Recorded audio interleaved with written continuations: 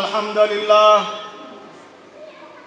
نحمده ونستعينه ونستغفره ونستهديه ونعوذ بالله من شرور أنفسنا وسيئات أعمالنا من يهده الله فلا مضل له ومن يضلله فلا هادي له أشهد أن لا إله إلا الله وحده لا شريك له شهادة قامت بها السماوات والأرض ومن أجلها نصبت القبلة وعليها أسست الملة وجردت سيوف الجهاد وأشهد أن محمدا عبده ورسوله وصفوته وخيرته من خلقه اصطفاه الله خيارا من خيار وبعثه على حين فترة من الرسل وانقطاع من السبل فهدى أمته من ضلال وبصرها من عمى وأرشدها من غي وتركها على محجة بيضاء ليلها كنهارها لا يزيغ عنها إلا هالك فصلوات الله وسلامه عليه وعلى آله وأصحابه ومن تبعهم بإحسان إلى يوم الدين أما بعد فيا أيها الذين آمنوا اتقوا الله حق تقاته ولا تموتن إلا وأنتم مسلمون قال الله تعالى في محكم تنزيله أعوذ بالله من الشيطان الرجيم قد أفلح المؤمنون الذين هم في صلاتهم khashi'un. Jamaah salat Jumat yang dimuliakan Allah Subhanahu wa taala. Tanpa ada debat, tanpa ada diskusi, nikmat paling besar yang harus kita syukuri sebagai seorang muslim adalah nikmat iman. Nikmat yang tidak mungkin dicapai oleh seluruh manusia. Allah memilih kita di antara hamba-hambanya untuk mendapatkan nikmat iman tersebut. Nikmat yang selalu dijaga oleh para sahabat radhiyallahu anhum. Karena kesadaran mereka tentang besarnya nikmat iman ini, mereka khawatir di suatu saat dalam perjalanan hidup mereka iman ini mengalami masalah. Iman ini berkurang atau tanpa sadar mereka melakukan hal-hal yang menyebabkan rusaknya iman mereka itu. Suatu hari seorang sahabat yang bernama Hanzalah bin Abi Amir radhiyallahu anhu bergegas keluar dari rumahnya menuju Rasulullah sallallahu alaihi wasallam. Di wajahnya terlihat tanda kegelisahan, tanda kekhawatiran akan sesuatu. Di tengah perjalanan, Hanzalah bertemu dengan Abu Bakar As-Siddiq radhiyallahu anhu. Lalu Abu Bakar bertanya kepada Hanzalah, "Wahai sahabatku, wahai Hanzalah, hendak kemana engkau gerangan?" Hanzalah menjawab, "Wahai Abu Bakar, saya ingin menemui Rasulullah sallallahu alaihi wasallam." Abu Bakar bertanya, "Ada masalah apa?" Kata Hanzalah, "Saya ada mengalami satu masalah, wahai Abu Bakar. Saya merasa ada masalah pada imanku, wahai Abu Bakar. Masalahnya, kalau ada di hadapan baginda Nabi sallallahu alaihi wasallam, ada di samping beliau, duduk di majelis beliau, saya merasa iman saya begitu indah dan tinggi. Saya merasa bisa menikmati iman sampai seakan-akan saya bisa melihat surga dan neraka di hadapan mata saya. Tapi begitu sampai ke rumah, bertemu dengan istri dan anak, bercerita tentang urusan dunia, seakan-akan bayangan tentang surga dan neraka itu lenyap seketika, wahai Abu Bakar. Saya khawatir ini satu di antara tanda masalah pada iman saya. Saya khawatir Ini satu di antara tanda kemunafikan, wahai Abu Bakar.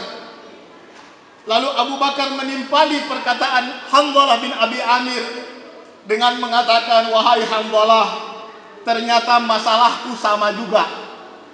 Ini bukan masalahmu saja, ini masalahku juga. Ayo kita bertanya kepada Nabi Sallallahu Alaihi Wasallam. Bergegas mereka berdua menemui Nabi, lalu menyampaikan persoalan mereka berdua. Nabi hanya tersenyum kepada mereka berdua. Lalu Nabi berkata Sallallahu Alaihi Wasallam, "Lau dumtum ala mithli ma antum alaihi indi, lasafahatkumul malaikatu fit turuqat." Wahai sahabatku, saya tahu masalah kalian, saya sudah dengar keluhan kalian, tapi perhatikan baik-baik, dengarkan baik-baik kata-kataku ini, kata Nabi. Lau dumtum, kalau kalian berharap selalu ala mithli ma antum alaihi indi, kalau kalian berharap selalu dalam kondisi iman yang tinggi, selalu seakan-akan bisa melihat surga dan neraka di setiap situasi, sama seperti saat kalian berada di sampingku, bersamaku di majelisku, lasafahatkumul malaikatu fit turuqat, maka Allah akan mengutus malaikat dan menjabat tangan kalian di jalan-jalan kota Madinah, mengucapkan selamat kepada kalian. Walakin sa'atan fasa'ah, kata Nabi SAW, tapi yang harus kalian lakukan adalah jaga stabilitas iman itu, jaga rasa yang indah dalam hati kalian tentang iman itu, sa'atan fasa'ah, dari waktu ke waktu. Kita tidak mungkin berada dalam kondisi iman yang tinggi setiap saat, tapi kita juga tidak boleh membiarkan iman kita dingin sampai seakan tidak ada getaran sama sekali tentang cerita-cerita keimanan. Saat kita mendengar tentang kekuasaan Allah, melihat dan membaca tanda-tanda alam di sekitar kita, tapi hati kita dingin saja, itu juga tidak boleh. Yang harus kita lakukan, kata Nabi, sa'atan fasa'ah, jaga keindahan iman itu, jaga stabilitas iman itu dari waktu ke waktu. Kata ulama, maksud Nabi SAW dengan menjaga stabilitas iman itu dari waktu ke waktu adalah dengan menghadiri majelis-majelis ilmu, supaya kita diingatkan kembali tentang Allah, diingatkan kembali tentang Rasulullah, diingatkan kembali tentang hari kiamat, diingatkan kembali tentang surga dan neraka. Jamaah kaum muslimin yang dirahmati Allah Subhanahu wa taala. Kekhawatiran ini juga terlihat pada kesempatan yang lain. Ada pada sahabat Umar bin Khattab. Suatu hari Umar melihat seorang pendeta yang sedang beribadah. Tiba-tiba Umar menangis karena sedih dan gembira pada saat bersamaan. Pendeta itu bertanya kepada Umar, "Ya Amirul Mukminin, wahai Amirul Mukminin, ma yubki, apa yang membuatmu menangis?" Kata Umar bin Khattab, "Saya teringat firman Allah Subhanahu wa taala, a'udzu billahi minasyaitonir rajim. Hal ataka haditsul ghashiyah, wujuhun yawma idzin khashi'ah, amilatun nasibah, tasla naran hamiyah." Saya teringat firman Allah Subhanahu wa taala, hal ataka haditsul ghashiyah, bukankah apakah telah datang kepada kalian berita tentang hari kiamat? Wujuhun yawma idzin khashi'ah, pada hari itu banyak sekali wajah-wajah manusia yang ketakutan. Amilatun nasibah, kenapa mereka takut? Karena mereka baru sadar bahwa amal mereka di dunia itu adalah amal yang sia-sia. Pekerjaan mereka di dunia itu adalah pekerjaan yang melelahkan, tanpa mendapat hasil apa-apa sama sekali di akhirat. Kekhawatiran sahabat tentang stabilitas iman mereka, kekhawatiran tentang apakah amal mereka ini diterima oleh Allah Subhanahu wa taala di akhirat atau tidak, itu lebih dari sekedar pengetahuan kita tentang apakah amal kita di dunia ini sah atau tidak menurut hukum fikih. Hukum fikih mengajarkan kepada kita bagaimana kita mengetahui amal kita sah atau tidak. Tapi lebih dari itu, kita harus tahu bahwa amal kita akan diterima oleh Allah Subhanahu wa taala kalau kita benar-benar mengikhlaskannya kepada Allah Subhanahu wa taala. Kalau kita benar-benar khusyuk dalam melaksanakan amal itu, tidak berharap apapun dari berbagai iming-iming duniawi. Kalau boleh mengambil sebagai contoh, saya mengajak jemaah sekalian mengambil contoh satu amal yang sangat penting, yaitu apa yang hari ini kita lakukan. Salat. Salat Jumat adalah salat yang wajib bagi kita kaum laki-laki. Dia adalah pengganti zuhur di hari Jumat. Tetapi sehari semalam kita diwajibkan melaksanakan salat 5 waktu. Apakah kita semua telah yakin bahwa salat kita diterima oleh Allah Subhanahu wa taala? Ataukah kita perlu khawatir jangan-jangan ada di antara kita yang salatnya tidak diterima oleh Allah Subhanahu wa taala? Suatu ketika Rasulullah berada di Masjid Nabawi. Tidak berapa lama beliau sedang duduk bersama beberapa sahabat beliau. Ini hadis sahih dalam atau diriwayatkan oleh Imam Muslim dalam Sahih Muslim. Masuk seorang laki-laki dan sholat. Setelah laki-laki itu sholat, dia datang kepada Rasulullah mengucapkan salam. Setelah menjawab salam, kata Nabi SAW kepada laki-laki tadi, irji fasalli fa innaka lam tusalli. Kembali salat lagi karena sesungguhnya engkau belum salat. Orang itu mundur, lalu dia salat kembali untuk yang kedua kali. Setelah itu maju lagi dia mengucapkan salam kepada Nabi. Nabi berkata kepadanya untuk kali yang kedua, irji fasalli fa innaka lam tusalli. Kembalilah dan salatlah wahai sahabatku karena sesungguhnya engkau belum salat. Sampai 3 kali. Nabi memerintahkan dia untuk mengulangi salatnya karena pada hakikatnya dia belum salat dan dia sudah melakukan sebanyak 3 kali. Pada kali yang ketiga dia menyerah di hadapan Nabi, lalu dia berkata, ya Rasulullah, saya tidak mampu lagi sholat lebih baik dari yang sudah saya lakukan. Kalau ada yang keliru, fa'allimni, tolong ajarkan saya ya Rasulullah. Lalu Rasulullah mulai memberikan pesan dan pengajaran kepada sahabat tadi. Yang penting kita dengar dan kita perhatikan, karena pesan ini juga adalah pesan kepada kita umatnya sallallahu alaihi wasallam. Kata Nabi sallallahu alaihi wasallam, ya fulan, idza qumta ila shalat fakabbir. Kalau engkau akan melaksanakan salat maka ucapkanlah takbir, takbiratul ihram. Tsumma qra ma tayassara ma'aka minal Qur'an. Kemudian bacakanlah beberapa ayat yang kamu hafal dengan mudah dari Al-Qur'an. Tentu setelah membaca surat Al-Fatihah. Tsumma hatta tatma'inna raki'an. Kemudian rukuklah sampai engkau merasakan tuma'ninah saat ruku. Engkau merasakan tenang saat ruku. Engkau ruku dengan sempurna, tidak terburu-buru. Tsummarfa hatta ta'tadila qa'iman. Kemudian berdiri sampai engkau sempurna berdirimu. Kamu i'tidal. I'tidal adalah berdiri dengan sempurna. Summasjud hatta tatma'inna sajida.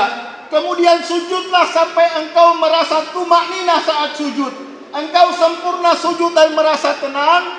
Summarfa hatta tatma'inna jalisa. Kemudian bangun lagi dan engkau duduk dengan tenang dan merasakan ketenangan saat duduk secara sempurna.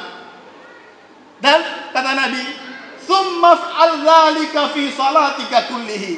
Lalu lakukanlah seperti itu dalam sisa-sisa rakaatmu dari salatmu. Apa pesan penting dari Nabi sallallahu alaihi wasallam?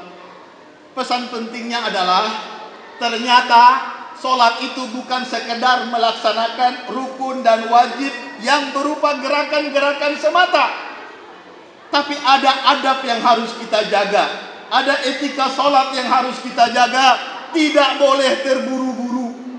Kita harus sholat dengan tenang. Itu yang ulama katakan, kita harus sholat dengan tumakninah, dengan tenang, agar gerakan-gerakan sholat itu kita lakukan secara sempurna.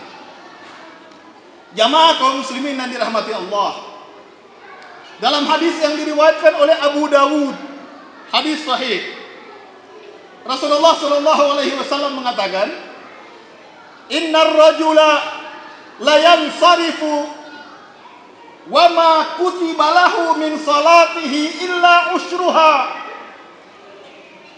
au tus'uha au sumunuha au subu'uha au sudusuha, sampai paling akhir Nabi berkata au nisfuha.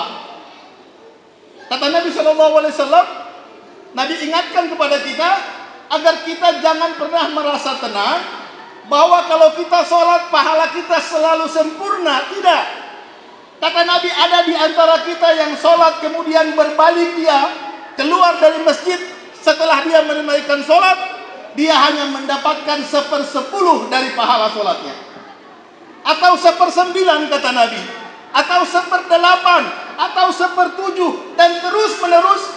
Nabi buat kenaikan itu dari 1/10 sampai paling akhir Nabi bilang au nisfuha, atau bisa jadi ada di antara kita yang mendapatkan setengah dari pahala sholat.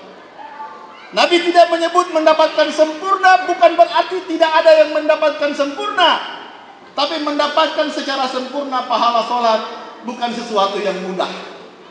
Butuh latihan agar kita sholat dengan tumakninah, butuh latihan agar kita sholat dengan khusyuk. Karena pada akhirnya setelah tumakninah, lalu kita berpindah ke level yang berikutnya, kita melatih agar bisa khusyuk di dalam sholat. Di saat itulah kita bisa menikmati keindahan dari sholat, dan di saat itulah kita bisa merasakan bahwa sholat yang kita lakukan itu mampu mencegah kita dari perbuatan keji dan mungkar. Dan itulah kriteria pertama dari orang-orang beriman yang beruntung. Seperti yang saya bacakan di awal ayat, di ayat yang saya bacakan di awal khutbah tadi, Allah berfirman, qad aflahal mu'minun alladzina hum fi salatihim khashi'un. Telah beruntung orang-orang beriman. Kriteria pertama dari orang-orang beriman adalah mereka yang salat dengan khusyuk.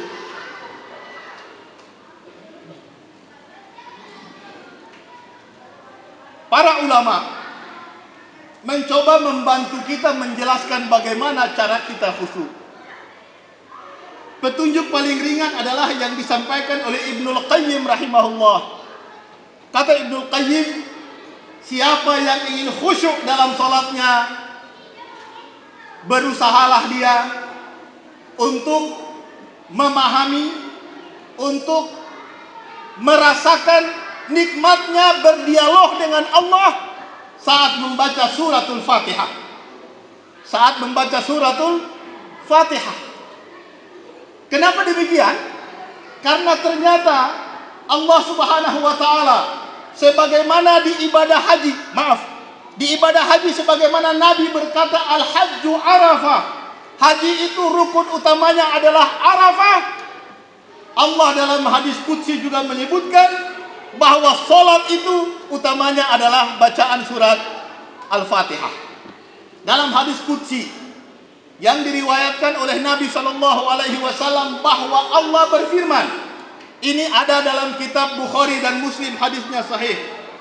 Nabi bersabda bahwa Allah berfirman, qasamtus salata baini wa baina abdi nisfain.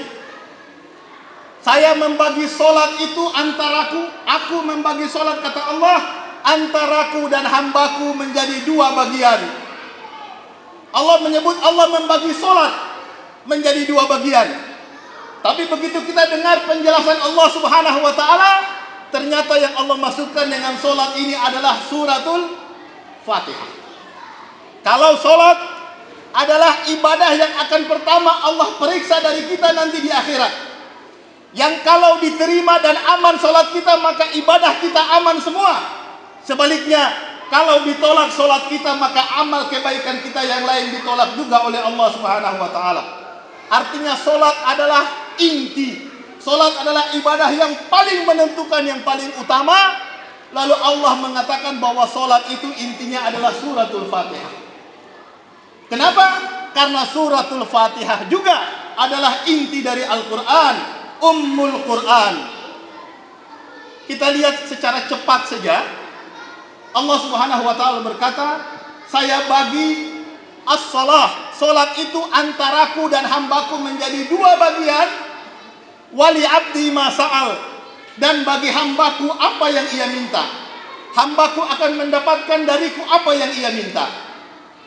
Fa idza qala abdi, saat hambaku berkata alhamdulillahi rabbil alamin, qala Allah berkata hamidani abdi, hambaku memujiku. Saat kita membaca ayat alhamdulillahi rabbil alamin, kita mesti sadar bahwa Allah sedang menjawab bacaan kita dengan perkataan hamidani abdi, hambaku memujiku. Wa idza qala, saat kita berkata ar-rahmanir rahim, Allah menjawab bacaan kita dengan berkata asna alayya abdi, hambaku memujiku dengan lebih. Dan saat kita berkata membaca ayat yang ketiga maliki yaumiddin, Allah mengatakan majjadani abdi, hambaku memuji aku lagi dengan lebih dan lebih. Tiga pujian itu adalah milik Allah Subhanahu wa Ta'ala. Allah bagi dua. Jadi yang pertama ini milik Allah. Allah memiliki pujian-pujian yang kita ucapkan itu, walaupun Allah tidak butuh pujian itu, tapi kita hambanya yang butuh memuji Allah Subhanahu wa Ta'ala atas semua yang Allah berikan kepada kita. Lalu di ayat yang keempat, iyyaka na'budu wa iyyaka nasta'in, hanya kepadamu kami menyembah dan hanya kepadamu kami mohon pertolongan. Allah bilang hadza baini wa baina abdi wa li abdi ma sa'al. Di ayat yang keempat ini bukan punyaku, bukan punya hambaku, tapi ayat ini terbagi dua. Bagian pertama untukku kata Allah, dan bagian terakhir untuk hambaku. Apa yang untuk Allah?